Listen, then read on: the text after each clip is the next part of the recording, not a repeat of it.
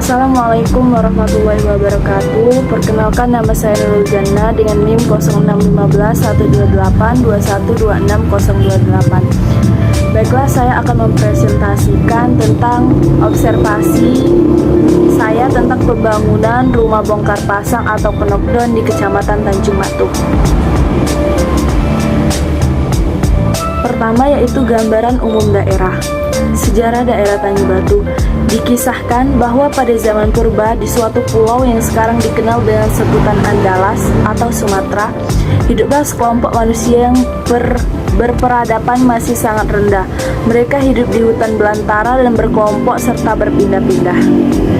Kurun waktu sekitar tahun 1600, suatu tempat di hutan yang lebat terdapat sungai-sungai kecil. Oleh penduduk setempat lazim disebut dengan payoh. Di sekitar payoh inilah kemudian dijadikan tempat tinggal dan memulai aktivitas oleh manusia purba, mulai dari mencari makan, berkebun, menangkap ikan, berburu, dan lain sebagainya. Melalui proses yang panjang, kehidupan mereka nomaden alias berpindah-pindah tempat dari payoh linta ke payoh batu. Selang beberapa pindah lagi ke payoh trap untuk mencari ladang baru. Di samping itu, berpindah-pindahnya mereka disebabkan gangguan binatang-binatang buas seperti harimau, beruang, serta binatang berkuku panjang yang dinamakan setan atau sindai.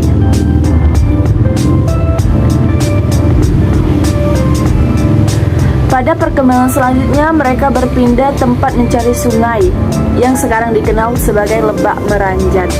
Tinggallah mereka di sebuah tanjungan dekat sungai. Mereka menyebar di seputar tanjungan ini. Rompok demi rompok mendirikan rumah bertiang tinggi sebagai tempat perlindungan dari serangan binatang buas. Konon, tanjungan ini banyak terdapat batu kerikil merah atau penduduk lokal biasanya menyebut dengan istilah karangan, yang pada akhirnya disebut dengan Tanjungan Batu atau Tanjung Batu, sekarang berlokasi di Asam Jawa, Tanjung Batu. Itulah asal mula terjadinya atau terbentuknya Kecamatan Tanjung Batu. Kecamatan Tanjung Batu terletak di Provinsi Sumatera Selatan, tepatnya di Kabupaten Ogan Ilir, yang dulunya hasil pemekaran dari Kabupaten Ogan Komering Ilir. Letak geografis Tanjung Batu. Kecamatan Tanjung Batu merupakan salah satu dari 16 kecamatan dalam Kabupaten Ogan Ilir. Kecamatan Tanjung Batu terbentuk sejak terbentuknya Kabupaten Oki 60 tahun yang lalu. Namun sebagai bagian dari Kabupaten Ogan Ilir, Kecamatan Tanjung Batu ditetapkan kembali berdasarkan Undang-Undang Nomor 37 Tahun 2003 tentang pembentukan Kabupaten Oku Timur, Kabupaten Oku Selatan, dan Kabupaten Ogan Ilir di Provinsi Sumatera Selatan sebagai salah satu kecamatan di Kabupaten Ogan Ilir. Secara geografis, Kecamatan Tanjung Batu terletak di antara 14 lintang selatan sampai 30 derajat 26 lintang selatan, dan di antara 1040 32 bujur timur sampai 1040-45 bujur timur. Luas wilayah Kecamatan Tanjung Batu adalah 26.375 hektar atau 263,75 km persegi, terbagi ke dalam dataran rendah sampai ketinggian 10 meter dari permukaan laut, dengan daratan mencapai 80% dan rawa-rawa 20%. Batas wilayah Kecamatan Tanjung Batu di sebelah utara yaitu dengan Kecamatan Indralaya Utara dan Kecamatan Indralaya, sebelah selatan dengan Kecamatan Payaraman, Kecamatan Lubuk Kliat, dan Kecamatan Rantau Alai, sebelah timur dengan Kecamatan Indralaya Selatan dan Kecamatan Tanjung Raja, dan sebelah barat dengan Kabupaten Muara Enim.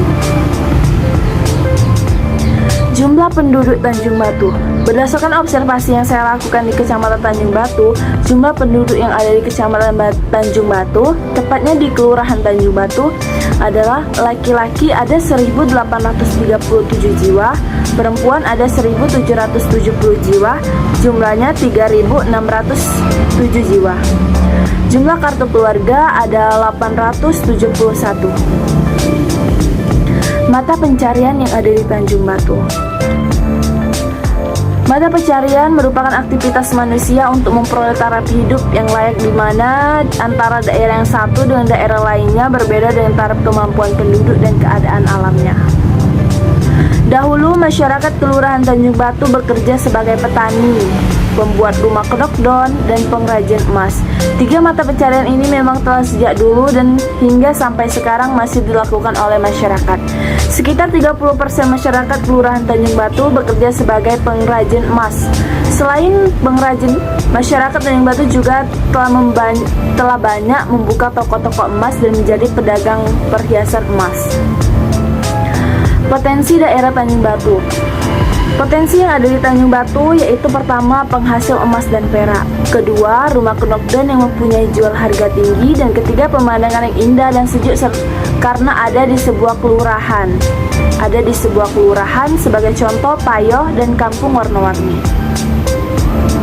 Selanjutnya, gambaran pembangunan rumah bongkar pasang atau knockdown. Sejarah pembangunan rumah bongkar pasang atau knockdown.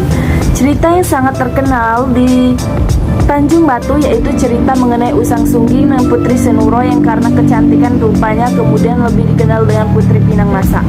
Konon kabarnya dua tokoh ini sangat erat kaitannya dengan cikal bakal bidang usaha dan mata pencaharian yang ditekuni oleh penduduk lokal, salah satunya pengrajin rumah kayu bongkar pasang.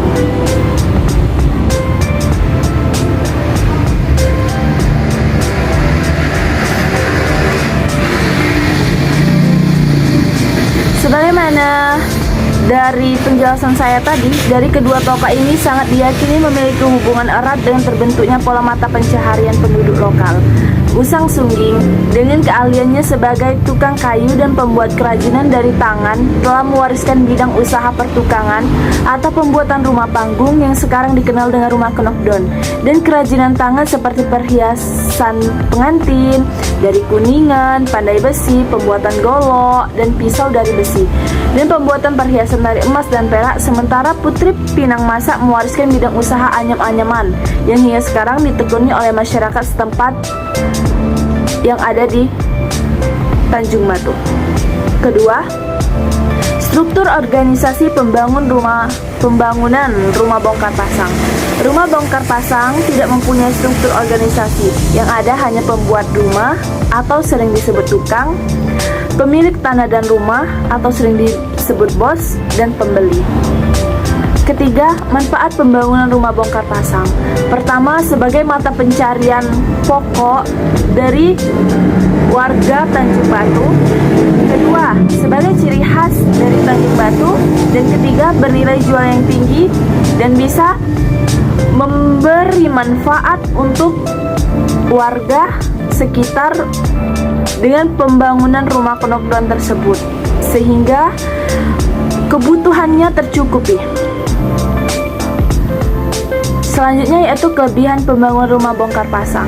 Pembangunan pertama yaitu pembangunannya lebih cepat. Pembangunan lebih cepat dikarenakan beberapa kontraktor menawarkan rumah kayu sistem knockdown atau bongkar pasang, sehingga pembuatan dilakukan di pabrik kemudian dirakit di lokasi pembangunan. Kedua, terkesan natural. Dari sisi keindahan, rumah kayu akan memberikan kesan natural. Hal ini disebabkan karena sifat tekstur kayu merupakan garis alami dari pohon. Ketiga, sebagai hemat biaya. Di daerah yang memiliki sumber daya alam berupa hutan dan pohon berlimpah, pembangunan rumah kayu akan lebih hemat dikarenakan bahan baku bisa diambil dari hutan atau pohon yang ada di sekitar lokasi pembangunan. Yang keempat yaitu sistem knockdown. Kelebihan rumah kayu yang tidak dimiliki oleh rumah dengan material selain kayu adalah rumah kayu dapat menggunakan sistem knockdown, sehingga dapat dibongkar pasang ke tempat lain.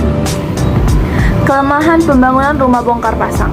Pertama, kelangkaan pohon. Hal ini disebabkan karena terlalu banyak warga yang tanpa diimbangi dengan menanam kembali pohon atau disebut dengan reboisasi. Hal ini menjadi ancaman pemanasan global.